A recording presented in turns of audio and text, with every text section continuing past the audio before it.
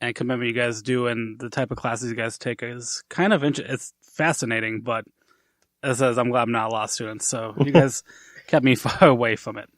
But as I said, since I'm here because of a podcast, what do you guys think of, how do you think this podcast changed you guys? Abby? Me? Yeah, you.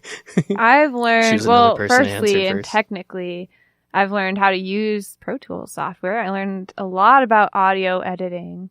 I've learned more about like listening, knowing like what to listen for. That's like a really vague thing to say, but I don't know.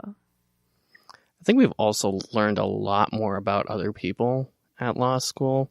Yeah. And we've learned just so much about like all the different people that we've had in here, learning about their backgrounds and experiences. So it's been pretty interesting in determining like why people go to law school and like their rationale for joining and like their mental process. I think it's interesting. I think I'm the only person who we've talked to on the Lawcast, on Cold Call Lawcast, that had an undergraduate degree in something legally related. Most of the people I think that we talk to don't have any kind of legal experience beyond going to law school. No, and I mean, Hannah didn't even like really know much about like the legal profession at all when she joined law school. So I thought that was kind of interesting. I expected more legal studies minors to go to law school, but most everyone I talked to, even in my classmates, most of them don't have any kind of legal background. Or political science background. Yeah. I'm not even sure we've had anybody with a major political science background besides... Joe wasn't. Was Joe... No, Joe did management. Are you saying Nick? No. Who was the one who did the 90s? Will O'Connor. Will O'Connor, yes, thank you. He had a poli-sci. In fact, I think he went to the U of M and got his master's in public policy as well, but I think he's one of the only ones we've had that has a background. Or did Nick have a poli-sci degree? No, he took a lot of law classes. He talked a lot about taking like a criminal law class in his undergrad too. That's right. So we did know already kind of what he was interested in, I think. But I don't know what But yeah, I think it's interesting, like so many people ended up sort of in the same project, but there was no one route to get there. And I think when I came in, I thought of a law student as like a very type A, like one type of person. And that's not true at all. So See, that's been very nice. I've thought of law school as like, that's everyone's last ditch effort. Your last resort. like anyone, but really though. I don't know what to do with my life. I guess I'll really, go to law school. There's no prerequisites besides taking the LSAT that's barring you from getting into law school. Like med school, you have to have certain background and all that stuff, but like there's nothing preventing you from going to law school. Yeah, but there's nothing preventing you from getting an MBA as well. I mean, you don't have to have a business background. There certainly is a lot of people who have that, but I knew when I got my MBA, there were a lot of people there that had similar degrees. They had it in poli-science, they had it in art, they had it in education. So good. Like I'll get my MBA then after this. There you always go. go back. That's right. So, and I guess what I would say on like the I'm so glad that I don't have to do like the employment stuff that you guys had to do, but I did that when I was getting my MBA, and I must have interviewed with like 30 different businesses before I even got like a second callback. Wow. And it was just like kind of miserable doing that. And I probably focused on like getting to like just applying for as many different positions as I possibly could instead of like trying to focus on like 10 or so. And so that part was like really challenging to me because I had a ton of rejection, and I didn't feel like I was as smart, especially at finance, as a lot of the people that I knew who had a finance background. So, see, I feel kind of differently because I actually don't have a lot of the interviewing experience that, say, Hannah or Abby has had. Like, and it starts with even like my undergrad. Like, I only applied to one undergrad school. I only applied to one law school. When I did my internship for my legal studies degree in Hamlin, I only applied for one internship and I got it. And And then I transferred to the work that I'm doing now just because I knew someone who was in the firm, so I didn't really have to do anything for that either. So I haven't actually had that going through all these different interviews and getting rejected and having these things. I guess I've been fortunate in that sense, but I almost feel like I'm missing out because I haven't done any of that stuff. Yeah, No. I'm I just feeling kind of had a foot in the door no matter where I was going or got lucky. that. I'm feeling that right now. Or like everything up to this point, it was clear at least something would pan out. But now I'm like, oof, gotta get my butt into gear because, time is ticking away for my summer job. And that's not as scary as like being a 3L. Oh, yeah. Yeah. Not So- nearly as terrifying as Yeah.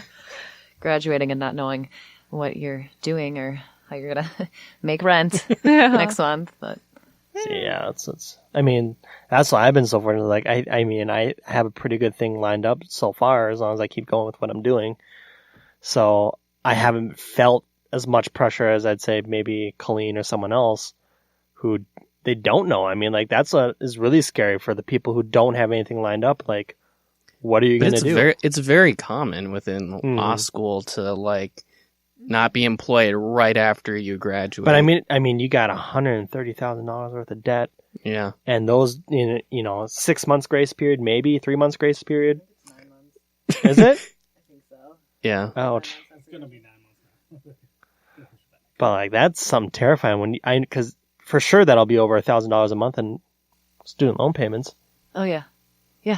this is, yeah, sorry, we're just like, This is bumming you out, isn't it? It's my reality. I think about this probably like 5 hours a day, and that's like the reason why I don't sleep at night. But I think I'm very fortunate too in that my connections that I made, although I don't have full-time employment secured right now after graduation, I do have some like 2 great opportunities I'm still able to stay on, part-time and do a few hours a week with 2 different firms that I've done summer work for. And I mean, even though I don't have any offers from them, it's just I did good enough work for them when I was there that they've, willing to help me out so I can have something continuing on my resume and have at least some income. that's So- good. Mhm. Yeah. Got some stuff. Yeah. I mean, it's pretty common for people not to have any opportunities after they graduate. So. I mean, you'll still have opportunities. They just might not be related to your law degree Well, that you you just won't worked so have hard to get. you won't have Yeah. full-time employment at a law firm or a professional Yeah, like firm, JD something like that. required or Yeah. On that uplifting note. But it will. So I'll tell you this one story. So I applied to this one company. It was basically like the only company that accepted me after when I got my MBA. So they were the only ones to give me it like halfway through the school year. And that company was Toys R Us. Wow. Yeah. And now they're no longer here. So You R.I.P. outlived them. correlation, causation. So Mitch was there, So they didn't- ran it to the if ground. if they would have hired, ship. if I would have actually joined the company, they would still be alive right now. That's basically what I'm saying. God. Yeah. Is that another Amazon casualty?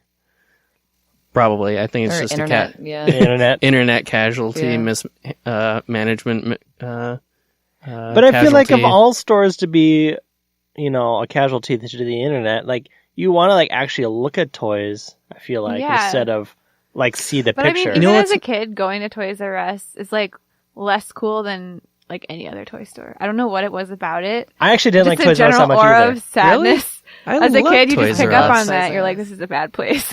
What? See, I never had Well, those. everyone who worked there, I know. everyone who Well- worked there just looked like they hated their lives. So. Well, yeah, of I course think I'd rather of go to course Farm they and did. Fleet. I was But too when- happy too. Oh yeah, I was Yeah. more than happy to like go into the store and see all these toys and just start playing around.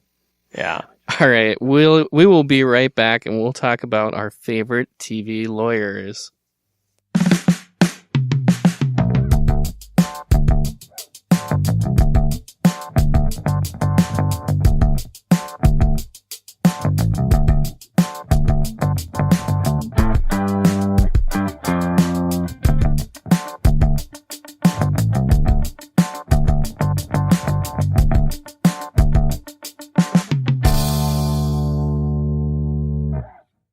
Welcome back to Cold Call. Right now, we're going to talk about our favorite TV or movie lawyers. I mean, this is really why we joined law school, because of lawyers we saw on TV, right? Uh-huh.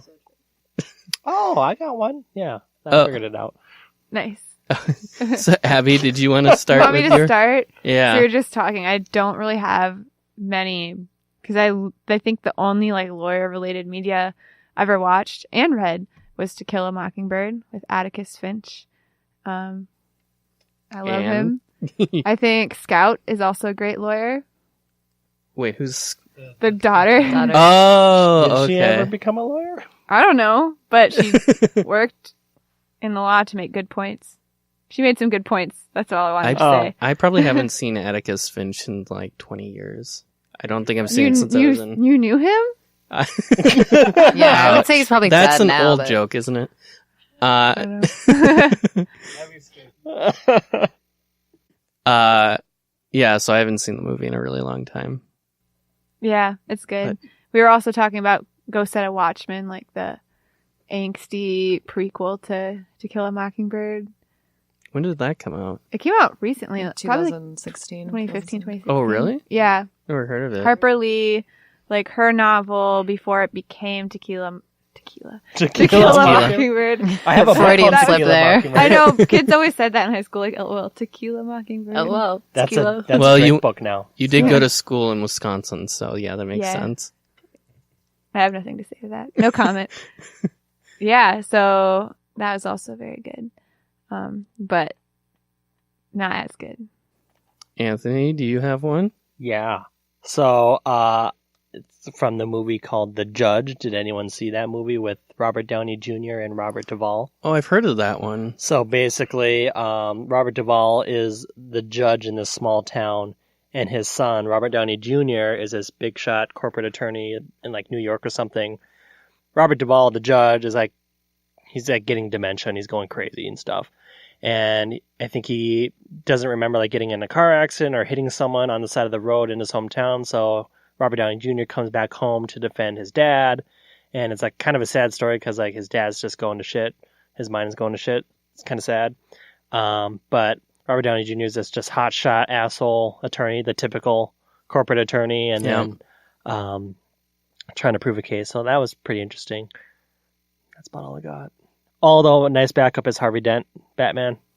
Oh, okay. Wow. Bringing that. Okay. That's true. Because he was the mayor? District No, attorney. He was Two-Face. Oh. Two-Face, yeah. Well, he ended up becoming the mayor, right? No, he was the district attorney. But you're saying he might have. Maybe. Depending on which novel. Yeah, I guess which version. I'm just talking Which like version you have? Batman. The movie. No, We're talking movies No, and you're TV. talking. No, you're talking about the because movie. I've only watched the movies. I actually don't read any of the comic books. But which version of the movies, though? Whatever one Christian Bale is in. Okay, that's the Dark Dark Knight. Rises. Dark Knight Yeah, Rises, Yeah, Batman Begins. but who's the? I think it's director Dark Knight for- Rises is the one that. Dark Knight Rises. Oh yeah, the Christopher Nolan series. Yeah, there we go. Yeah, Yeah. So yeah, he's a district attorney in that one. yeah. So yeah. I don't know anything about any superheroes. I'm going to see Avengers next week and really have no idea what I'm in for. So There you I go. haven't seen any of the Avengers.